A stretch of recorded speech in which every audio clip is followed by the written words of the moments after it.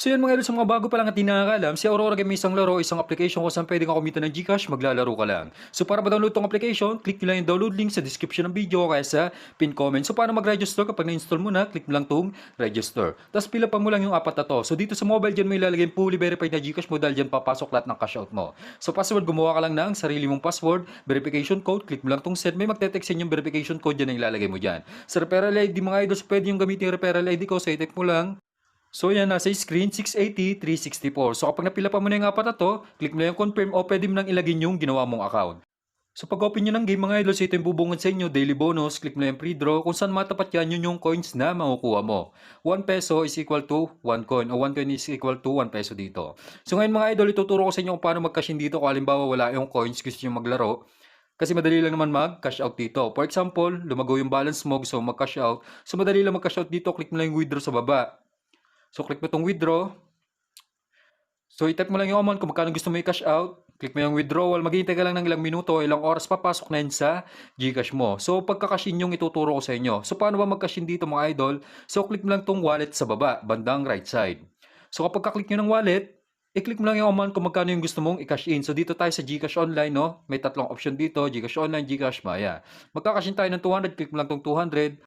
So pagka-click mo ng 200, so may makikita kang number dito, copy mo lang yan, click mo lang tong copy. So kapag na-copy mo na yung number dito sa game, pumunta ka lang sa GCash mo. So yan, naka-ready na yung sa akin mga idol. So mag-send ka lang ng 200 dun sa number na kinopy mo sa game.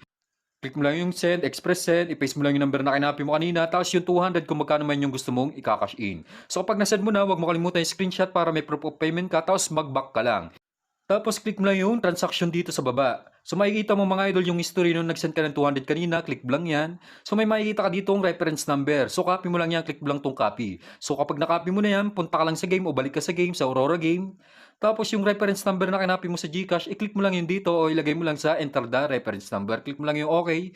Click mo yung submit, so automatic papasok na yung kinashin mo na 200 o kung magkano mo yung amount na kinashin mo.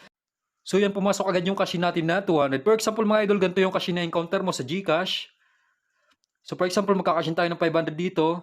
Click nyo lang yung 500.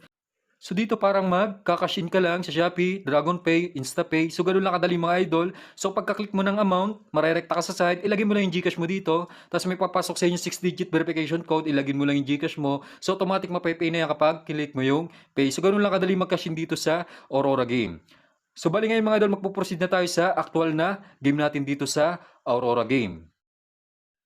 So yan mga idol, so maglalaro tayo dito sa Mythical Animals. So nakikita nyo, 5,788 yung ating total balance. So first time natin maglaro dito. So paano ba laruin to? Parang Dragon Tiger lang to mga idol, pero apat yung pwede mong pagpilian na tayaan. Pataasan lang ng card. Itong nasa taas yung king na card, yan yung pinaka bangka.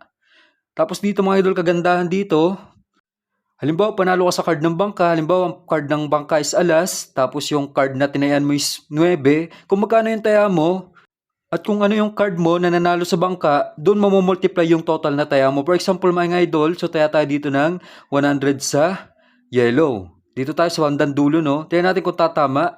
So, ipapakita ko sa inyo kung ano yung sistema o flow ng laro dito. So, 4 yung bangka. Tingnan natin yung card natin sa 4 din. So, pag tayo panalo pa rin tayo, kung ano yung card natin, doon mamumultiply yung ating taya. Tulad niyan, 400. Bali, 4 yung card natin, 100 taya natin. Bali, 400 yung tama natin. So, total balance natin, 6,168. So, next round mga idol, so ganun pa rin. Pamili ka lang sa apat na to, sa apat na kulay na to. So, dito tayo sa unahan, ano? Taya tayo ng 100 ulit. Gawin na natin 200. So, tingnan natin mga idol, pag mas mataas yung bangka, talo tayo, doon din mamumultiply yung talo natin sa card ng bangka. For example, so 3 yung bangka, so 8 tayo, so panalo tayo, magiging times 8 yung ating tama. So 200 times 8, 1,600. So ganun lang mga idol, ito yung kagandahan dito, no? Sa Dragon Tiger kasi kapag tumama ka, magiging times 2 lang. So dito kung anong card ng bangka, panalo ka, mas mataas yung card mo. Kung ano yung card na nanalo sa bangka, doon mamumultiply yung taya mo.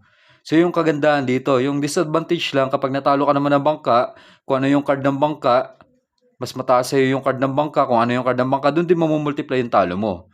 So dito naman tayo mga idol, sa pangtatlo, so alas sa bangka, so automatic panalo tayo dyan. So yun, nakikita nyo mga idol, so gist tayo, natin 200, magiging times 10 yan. So ganun kung paano to laruin tong mythical animals na to. So nakikita nyo, bilis tumaas ng balance natin, 9,588 na agad yung ating total balance.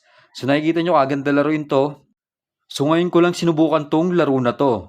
So maganda pala laruin to mga idol, no? So gagawin pa natin na maraming tricks at video tong mythical animals na to. So dito naman tayo sa raid sa pandalwa, 200. Tingnan natin kung tatama. So card ng bangkay is 4. Yung sa atin sa E, so tama tayo, mas mataas yung card natin. Bali 6 times 200 yung ating taya. Dahil sa is yung ating card, doon mamumultiply yung ating taya. So total balance na natin, 10k 728. So next round kayo nang bahala kung saan kayo tataya mga idol. So ngayon, dito naman ako tataya sa pangdalwa ulit sa red. Taya tayo ng 200. So hindi pa natin pwedeng pagbasehan yung chart natin dito dahil first time natin maglaro. So ipapakita ko muna sa inyo kung paano larain tong mythical animal. So 200 tayo sa red o sa pandalwa. So 2 yung bangka. So 3 tayo. So tama tayo. Mamumultiply sa 3 yung ating total na taya. So nakikita nyo 600 dapat yan. 570 na lang dahil may pinaka-tongs dito o tax kapag tumatama ka. So 11,298 na yung ating total balance. So next round mga idol, 200 pa rin tayo dito. So pwede nyo taasin yung taya pero gawin nating 500 na, no. Tingnan natin kung tatama kahit malaki pa rin yung taya. Dito tayo sa yellow o sa dulo, pang-apat. Tingnan natin mga idol kung tatama. Mapabot lang natin ng 20k to, okay na yan. So card ng bangka is 8. So nakikita nyo mga idol, isa lang yung talo. So king tayo, panalo tayo. Ito kaganda kapag king yung cards mo, magiging times 13 yung taya mo. So taya natin is 500 times 13 yan. Bali 6,500 yung ating total na tama. So 17,473 na yung ating total balance. So grabe yun mga idol, no?